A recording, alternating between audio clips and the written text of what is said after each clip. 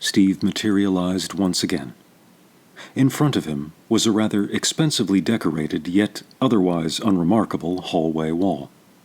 Behind him, however, was the sound of oddly familiar words spoken through choking gasps. "Bucky is alive!"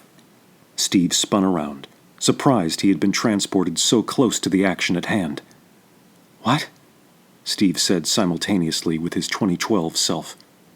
Then, Steve ducked behind one of the pillars just as his most recent past self overpowered the 2012 version, putting him to sleep with the scepter. Then, present Steve peeked his head out to make sure his side of the building was on the opposite path of the victorious version of himself. Once he was sure it was, he allowed himself to observe his past self as that self allowed himself to observe his past self. "That is America's ass," his recent self muttered with pride. Present Steve's eyes moved down towards his recent self's posterior as he exited to join his fellow Avengers. "Still got it," he nodded.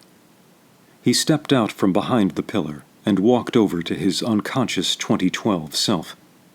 The building they occupied had been evacuated, and would remain that way for the rest of the day at least, considering the destruction the Chitauri had caused throughout the city. Privacy was theirs, and a quick tap of the scepter would erase any trace of the conversation from his 2012 self's memory, should it be a problem. Steve gently turned his past self over onto his back. "Sorry about this, pal," Steve said under his breath. "But I need to know. We need to know." He tapped the scepter to his past self's chest. Past Steve's eyes shot open, and he gasped for air.